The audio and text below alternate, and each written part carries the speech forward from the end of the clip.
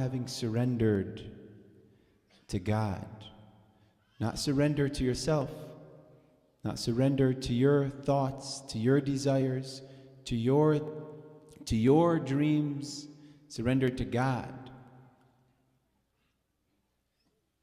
Have you truly surrendered yet? Who is your owner? Do you own yourself?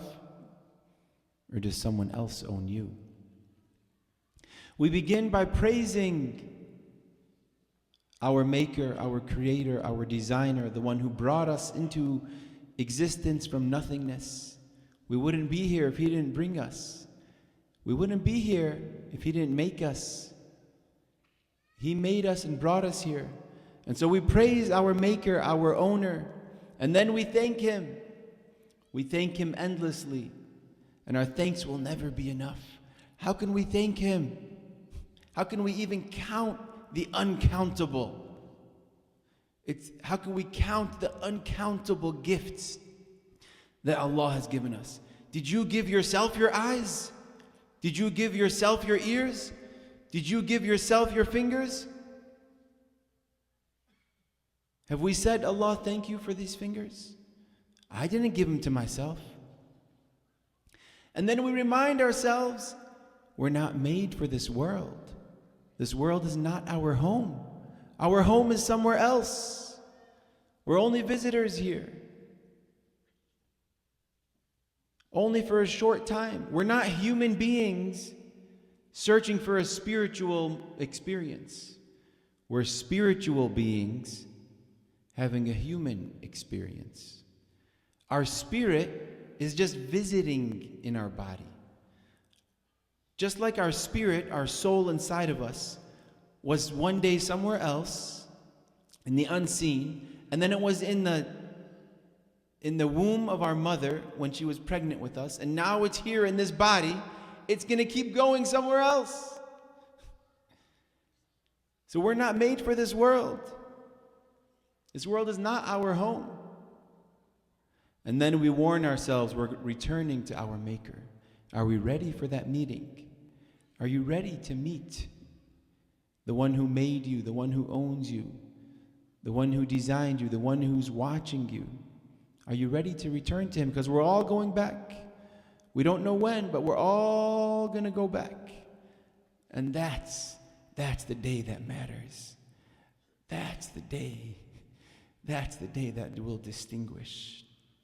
That's the day of victory or remorse. May Allah be gentle with us. There's two things I'd like to share today. One of them is actually a sentence that I heard in a Eid prayer many years ago.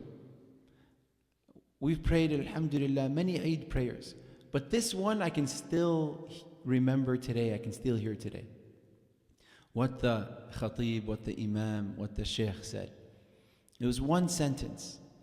And it was probably more than 10 years ago.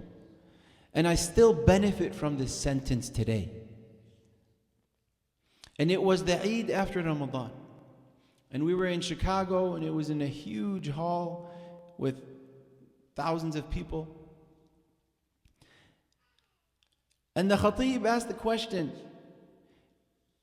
before he said that sentence, the sheikh asked the question, he said, why were you able to fast these 30 days?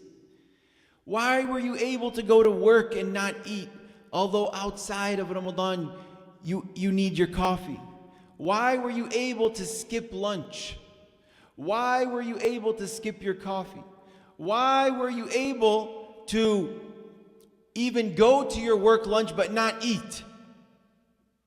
And sit with your coworkers and not eat?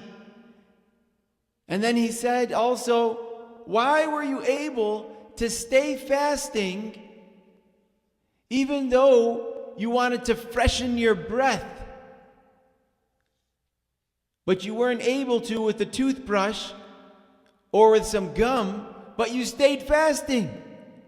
He said, why? How? He said, because your eye was on the prize. and the prize is Allah. Your eye was on the prize, and the prize is Allah.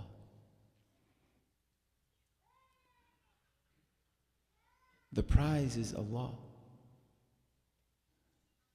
No one else mattered. You want me to eat breakfast? No. You want me to eat lunch? No. You want me to drink coffee? No. You want me to go freshen my breath? No. Because my eye is on the prize, and the prize is Allah. And He is the one that I live for. And He is the one that I want to be happy with me. He is the one that I care about. He is my number one.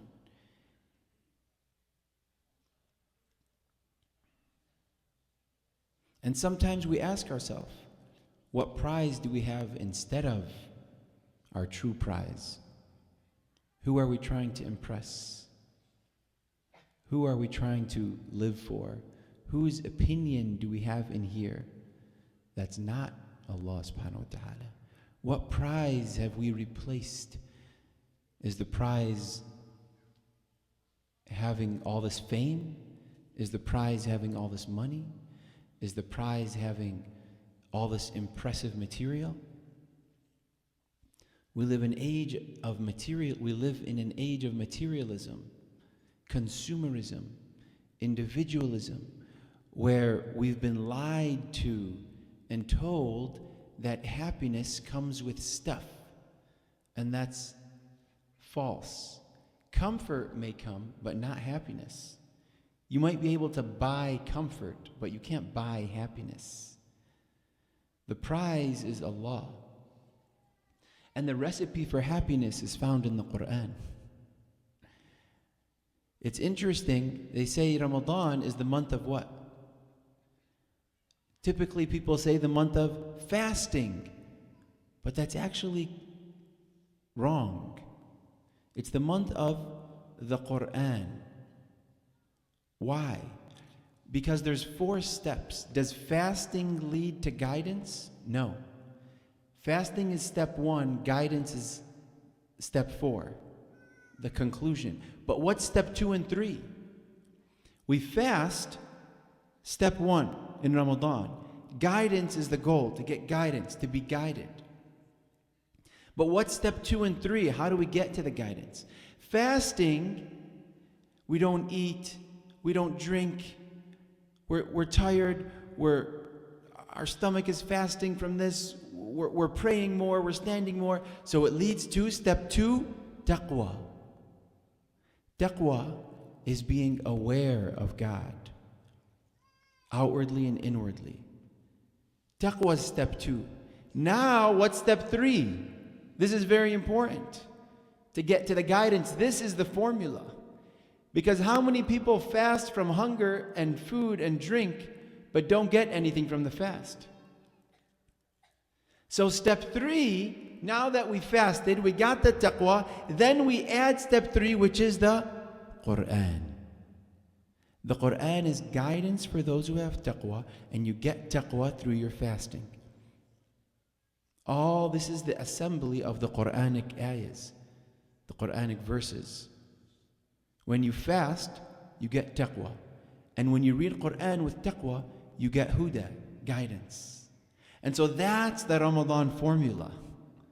It's fasting so I can get taqwa. And then when I have that taqwa, I read Quran. When I read that Quran, I get Quranified. Guidance.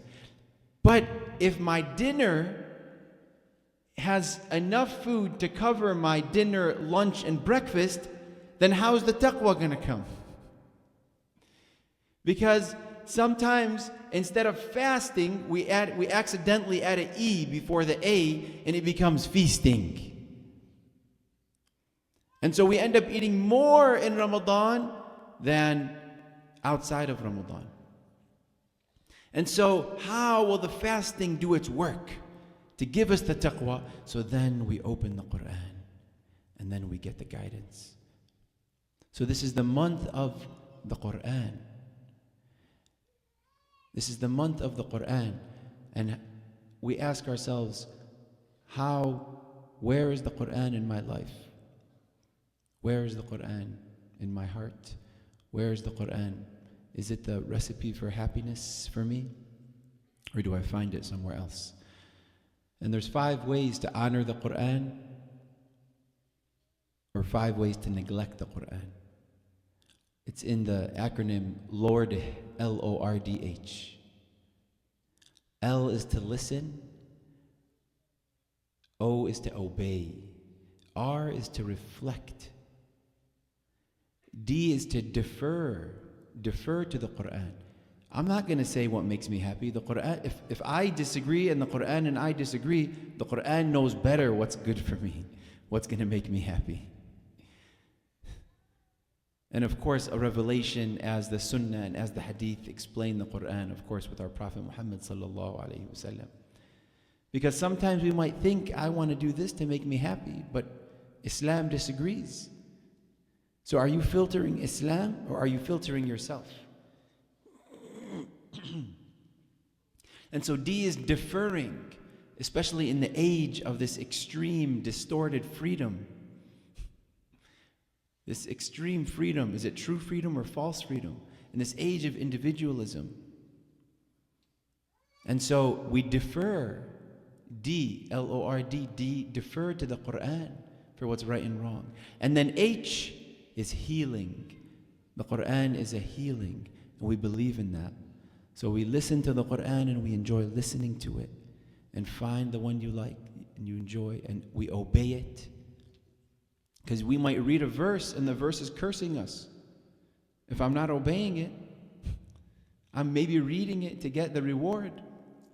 But if this verse is saying that we should not lie, we should not be hypocrites, but I'm a liar, well, I'm reading the verse so we obey.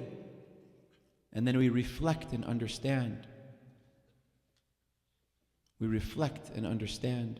And then D is deferring and H is healing. Seek forgiveness from Allah. He forgives all sins.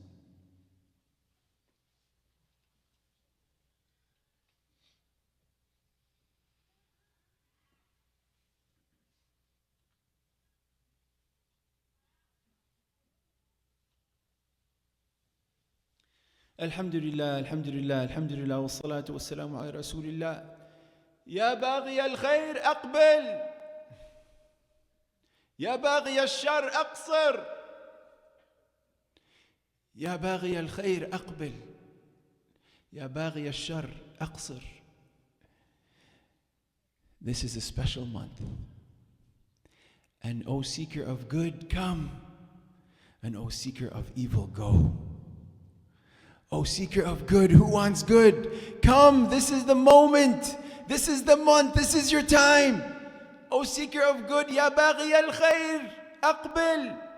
Ya baghi al-shar, if you want other stuff, then go. This is not your place. Ya baghi, our Prophet Muhammad sallallahu alayhi wasallam would say this on the first night of Ramadan. O seeker of good, come. And I want to imagine this. I want you to compare this. If you go to work and maybe you make $50 an hour. And then one day your boss comes and he says, so-and-so, in a week, we're going to come in March, there's going to be a week. And every hour you work, you're not going to make $50 an hour. You're going to make $1 million an hour. You're going to say, what? And then he's going to say there's a hidden hour in this week that if you're working on that week, and we don't know which hour it is, you get $1 billion. You're going to say, whoa, oh my God. You're going to be so excited for the week to come. You're going to be excited. You're going to plan for it. You're going to want it to come. And then guess what? You're going to wake up early. You're going to sleep less. And then guess what? Your family's going to encourage each other. Go to work, don't come back, it's okay. Stay there. And then guess what? You're going to eat less. You're going to take lunch break. You're not going to take a lunch break. You're going to fast. You're going to fast because you want to work so you don't miss that $1 million an hour. So you don't want to take lunch, so you're going to stay working during that hour. And then you say, no, I don't even want to go over 5 minutes. What if I miss that 1 hour, the billion? So I'm not even going to use the bathroom. So I'm going to eat less. I'm going to strategize. Okay, how can I really capitalize and optimize in this week? And you're going to be so excited. And when the adhan comes in and the week comes in, let's do this. And you're not going to feel anything else. Everything else is going to be paused. Everything else is going to be irrelevant. Everything else is not going to matter. Let's do this. This is the week. This is the week that I want to capitalize. I want the prize. And then when the week finishes, you're going to miss the week. You're going to miss the week. Oh man, I'm back to $50. Oh, the $1 million an hour. Oh, that was such a good week. I wish I can go back to that week. I wish I can go back. And then you're going to wonder between hope and, did I catch that billion? Did I not catch that billion? Hope and fear. Did I win? Did I not win? And this is Ramadan. My beautiful brothers and sisters, this is the gift from God that He sends us, that He sends to us. And He gives us this week, and He makes it a month, not just a week. And He says it's not just $50 an hour. It's that $1 million an hour. He says, وَالصِّيَامُ لِي وَأَنَا أَجْزِي بِهِ. He says, I'm not going to even quantify it. It's for me. And then Laylatul Qadr, one night worth more than 1,000 months. Worth more than 1,000 months. It's a hyperbole. And so then after that week finishes, oh, how I wish that week I missed that week. It was so special. And this is the example of Ramadan. Ya baghi al-khayr aqbil, O seeker of good, come. How much Quran are we doing every day? How much dhikr are we doing every day? Are we compensating our food? And we're eating a little less? One of my teachers said he doesn't eat dessert during Ramadan. He doesn't eat dessert during Ramadan. Instead of fasting, feasting, feasting, fasting. And are we compensating? Or are we skipping one meal a day and having a normal quantity dinner? Normal quantity dinner, skipped breakfast, lunch, skipped breakfast, lunch. And so this is a special month. This is a special month. And we want to capitalize, we want to optimize in all the different ways. And the one other way that's very important in this month is with your giving, with your generosity. The Prophet Muhammad sallallahu alaihi wasallam was always generous, but in Ramadan, his generosity increased. And your generosity, inshallah, will increase and increases. And whoever asks you, do the sunnah of Prophet Muhammad sallallahu alaihi wasallam and never say no to anyone who asks. Even if you don't want to give 100, give 10, give 5, give 1, but never say no. And if you never say no to others, will Allah say no to you?